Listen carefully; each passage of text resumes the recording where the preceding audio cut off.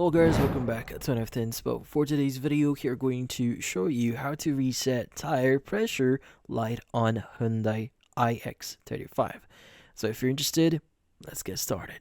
So if you want to reset your tire pressure light here, this one is going to be pretty simple.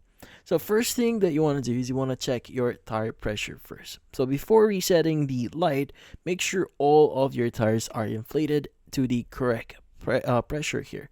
Now you can find the recommended pressure for it, and in this case a sticker that might be inside the driver's side around the door jamb here, and also your manual owner's manual, so they will give you the correct pressure for your tire.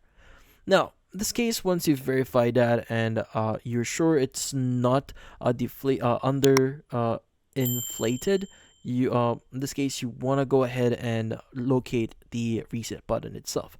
Now typically speaking, the reset button is going to be on your dashboard, usually near the steering wheel here.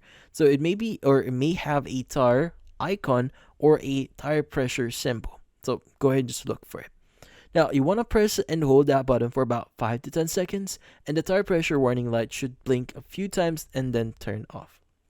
Now, if the light turns off, the reset was successful, and if the light stays on, you want to double check your tire pressure here and try to reset the process again. Also, always ensure your tires are inflated to the proper pressure before resetting the light. If they are under inflated, the warning light will come back on. But in this case, that's about it. Hopefully this video was able to help you. Like and subscribe to NFT Inspo. Thank you for watching.